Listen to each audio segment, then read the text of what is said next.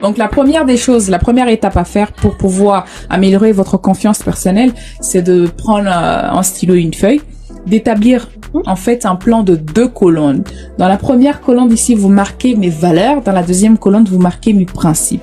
Dans la première colonne où se situent vos valeurs, c'est là que vous devez définir vos valeurs. Et quand on prend en fait des exemples de valeurs, c'est de donner des exemples tels que la générosité, l'injustice ou la justice ou tout ça, ce sont des valeurs. Vous marquez pour un débutant, vous marquez 5 valeurs. Si vous en avez jusqu'à 10, vous pouvez le marquer. Autant de valeurs que vous avez, dont vous êtes sûr que vous allez devoir, en tout cas, vous pouvez vous y tenir. Donc, marquez vos valeurs.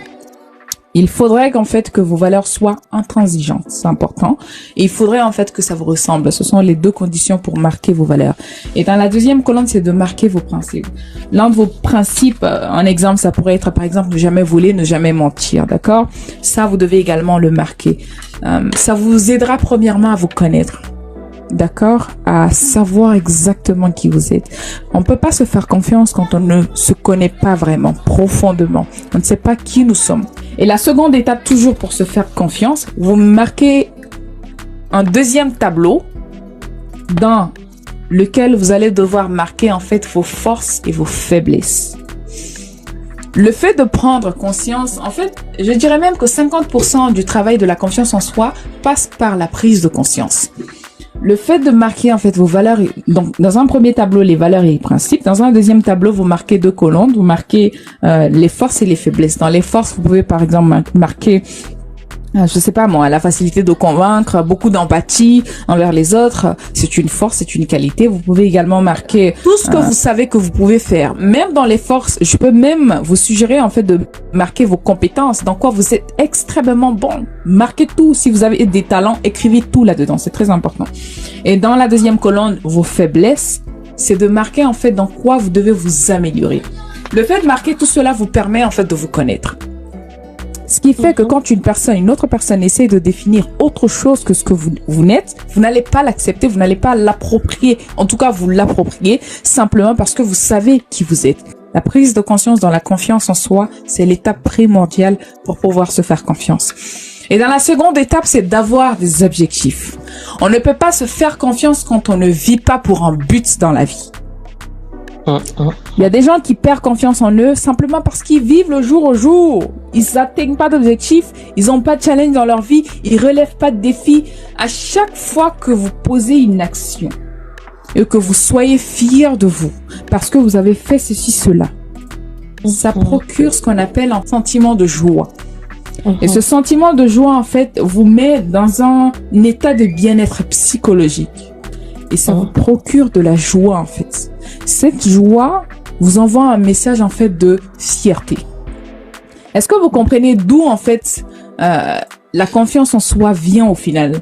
Ça vient premièrement par la connaissance de soi. Ensuite, ça rejoint les actions. On ne peut pas avoir confiance en soi quand on ne pose pas des actions. Apprenez à poser des actions, même si c'est petit, même si c'est des petites choses. Par jour, essayez d'accomplir au moins une tâche. C'est vrai qu'on vous impose 2, 3 tâches, mais une tâche, ça peut faire l'affaire. Tous les jours, rassurez-vous d'avoir fait quelque chose. Vous verrez une chose également, que les personnes qui causent énormément de mauvaises actions, c'est des personnes qui ne s'aiment pas, qui sont en baisse d'estime personnelle, mais qui sont également en baisse de confiance en soi. Même quand tu les vois, en fait, ils essayent de camoufler cela. Parfois, il y en a qui jouent bien le jeu, mais au fond, c'est des gens qui ne manquent de confiance en soi, simplement parce qu'ils produisent pas de bonnes choses. Quand on ne produit pas, on ne pose pas de bons actes, bien évidemment qu'on le ressent en fait. On a cette culpabilité interne. Et l'une des choses qui tue la confiance personnelle, c'est premièrement la culpabilité, deuxièmement les regrets, et troisièmement le fait d'écouter les mauvaises personnes, écouter les bonnes personnes. Écoutez les gens également qui rehaussent en fait votre joie, l'image de vous, votre estime personnelle. D'accord? Donc c'est très important de travailler sur ces choses. Mettez-vous en fait à l'esprit qu'une petite action peut contribuer à votre bonheur. C'est pour ça qu'on vous demande de travailler, ce n'est pas pour rien. Et des objectifs, battez-vous pour cela. Plus vous travaillez, vous n'avez pas remarqué que les gens qui font beaucoup d'argent et qui réussissent dans la vie, c'est des personnes qui sont extrêmement confiantes. Oui, bien sûr. C'est la capacité en fait de grimper les échelons qui produit en fait un certain degré de confiance dans notre vie. C'est vrai, ce sont des gens qui ont beaucoup travaillé et Exactement. par leur travail, le fruit de leur travail, il y a la fierté effectivement qui ressort. Exactement. Exactement.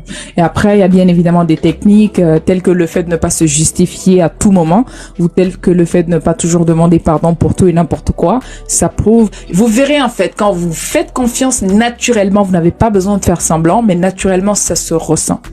Moi, Oui, je déteste toujours me justifier. Je le fais et puis c'est tout. Ouais, c'est ça, parce que ça sert à rien en fait. Exactement. Quand je me fais confiance, je sais que je ne suis pas forcément parfaite, je ne suis pas la Sainte Marie, mais je veux dire, parfois je pose des actions dont je ne suis pas fière, mais je sais dissocier en fait certaines de mes erreurs à la personne que je suis. J'ai commis des erreurs, mais ça ne me définit pas forcément, puisque j'essaie de devenir la meilleure version de moi-même. Bien sûr. Voilà. C'est une belle version. Voilà. Et surtout, merci beaucoup et surtout, essayez de vous faire, d'être tolérant avec vous-même. La confiance en soi, ça demande beaucoup de travail, ça demande beaucoup de tolérance, de compassion, d'autocompassion. Ne refoulez pas, en fait, ne vous rejetez pas parce que vous n'êtes pas assez confiant ou confiante. Ne vous rejetez pas parce que vous n'arrivez pas à être la personne que vous désirez. Non. Acceptez-vous. Appréciez-vous. Et l'énergie, le fait que vous vous aimez, vous vous appréciez, je vous assure que les gens feront de même. Pour la plupart du temps, pour ceux qui sont naturellement comme ça, les gens qui sont très appréciés, regardez sur les réseaux sociaux, aimés. En général, c'est des gens qui dégagent ce qu'on appelle de l'énergie positive vis-à-vis d'elles-mêmes. Elles arrivent à s'apprécier, s'aimer telles qu'elles sont. Elles ont en tout cas une bonne dose de confiance en soi. Ça attire comme par hasard les gens. Et c'est un secret que je vous donne. Travaillez sur vous. Vous attirerez les gens en fait comme des abeilles. C'est vrai. Et puis voilà. En tout cas, merci beaucoup. Je vous en prie. D'échanger avec vous. Et puis, je vais redescendre en bas et puis rester à votre plaisir. C'est un plaisir. Juste un petit bonus. Sachez que les hommes adorent les femmes confiantes, même si ils l'avoueront jamais. Faites-vous confiance. Faites-vous confiance. Oui. Je ferai certainement des vidéos en fait là-dessus. Donc allez, abonnez-vous sur YouTube et puis voilà, vous tomberez certainement. Moi je suis abonnée partout. Hein. Ah, c'est cool. Ah oui. C'est cool, je suis contente. Je trouve que vous avez beaucoup de choses à apporter à notre jeunesse. C'est un plaisir. C'est un plaisir en fait de vous voir. C'est un plaisir. Donc, merci beaucoup. Très bonne soirée. Merci. Et puis bonne continuation. Merci beaucoup à vous aussi. Au revoir.